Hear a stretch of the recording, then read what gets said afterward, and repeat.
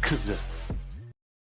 Brando, he is kind of a character that had many interpretations by many different people, and his attitude was questioned, his work ethic on movies, things like that. But I consider him one of the greatest actors of all time. I do too. What's your assessment of Brando as not just an actor, but as a person, your interactions with him?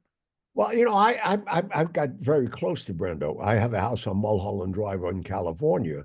I was his neighbor for a long time.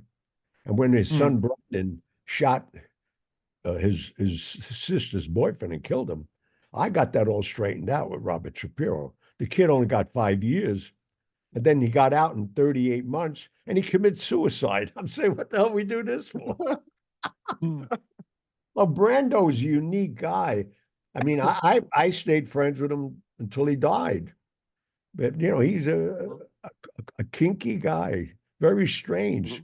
Sometimes you go to his house, he's dressed as a woman. Him and Michael Jackson, Elizabeth Taylor. Oh no, he was totally off the wall. That was the creativeness about it. He was a very creative guy. Yeah, I heard he was a prankster. I read many stories that he was like a prankster on sets and things like that. Oh, yeah. No. A lot of those guys are. When you're there 13, 14 hours a day, you have to do something. And when you're Brando, you can do anything you want. Sinatra was a prankster too. But, it's a lot of those guys, they get bored. It's crazy because, and that's the fortunate part, that I hit the streets at 12 and a half years of age.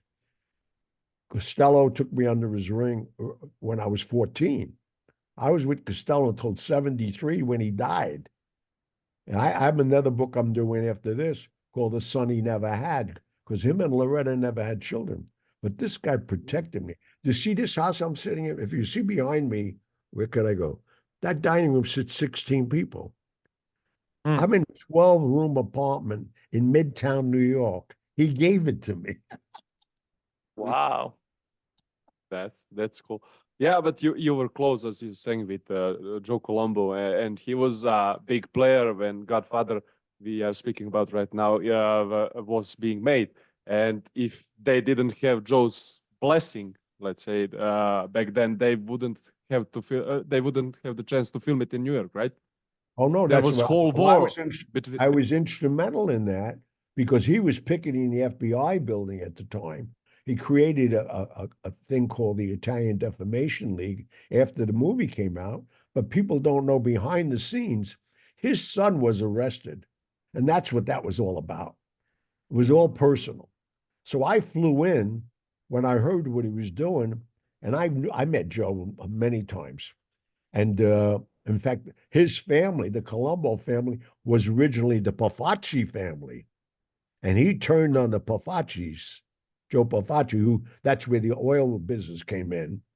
He turned on the Pafaccis, went to Gambino and told him that they were going to assassinate him. Anastasia and Pafacci were going to try to kill Gambino. Whom you played in the movie, Anastasia. You played Anastasia in the movie. Am I correct? Oh yeah, Levki. Yeah. And Tony, Albert's brother, Tony, confirmed me for my confirmation. Just talk about a small world. He's really That's an underrated film. Yeah, I mean, you spoke about front doors of Paramount Studios being blown up by Joe Colombo. That's right? Yeah, the gates. Yeah, the gates. Yeah. They're trying to send a message. That's why I flew to New York right after that. I said, Joe, I went to his club on 86th Street. I said, Joe, there's an opportunity here. We could make a lot of money. And he looked at me, he said, we? I said, yeah, if I'm going to do this, I want a piece of it. He started laughing because, I'm in my 20s at that time. But my ego, I always wanted to be an actor. Everybody used to see me on the street, say, you're a good guy, you should become an actor. But I wasn't going to go through all those trials and tribulations. So I gave him my plan. And at the time, he just hired a lawyer called Barry Schlotnick.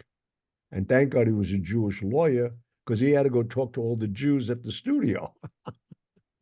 So he carried the message. And then we had a meeting the next day.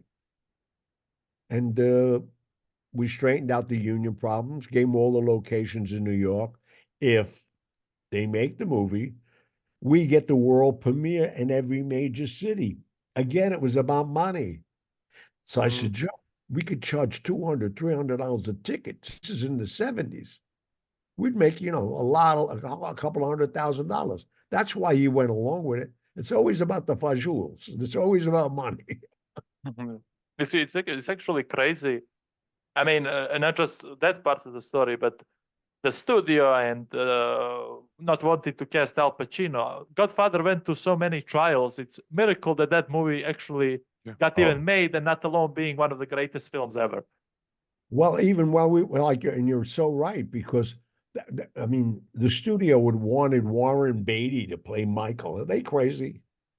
Yes, they're crazy. Pacino is a genius, but nobody knew him. He did one movie called Panic in Needle Park.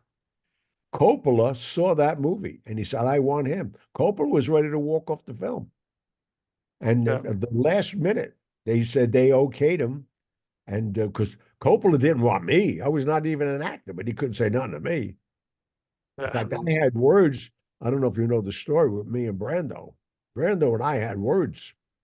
Brando was trying to get me fired. We had the first rehearsal. We had a rehearsal on 119th Street in New York. I knew it well. Patsy's up in Harlem. I used to bring overnight loans for the card games up there. 5,000, 10,000. They needed money. So we used to do overnight loans for them. So I was very familiar with Patsy's restaurant. And I get a thing saying to me to be at Patsy's at 3 o'clock in the afternoon for the first rehearsal for The Godfather. I loved it. So I went up early. I'm already wearing Brioni suits. I'm 26 years of age. I got a Chinese chick show for driving a Rolls Royce. And these guys are showing up in station wagons looking like garbage people. I mean, they were crazy. They didn't dress. They didn't do nothing. But I got there early. And everybody, even Tony Salerno, said, what are you doing here so early? I said, I'm here for the rehearsal. It's for The Godfather's year. He said, you're not an actor. Everybody I said that I was in that movie didn't believe me because I never acted. So now we go to the rehearsal and the whole cast is there. I never met anybody. And Coppola says to the audience, the cast, before we bring in Marlon Brando, don't approach him during the breaks. Don't talk to him. Don't have eye contact. Because all these young thespians who study like Pacino and Jimmy Caan, that was their god. This guy was an actor's actor. Oh, yeah. So after 45 minutes, the first break, he came over to me. And he says, you're a big TV actor. I said, no. He said, you got a big movie coming on. I said, no. He said, well, you're not on Broadway. I said, you're right again. I said, wait, this is a quiz show.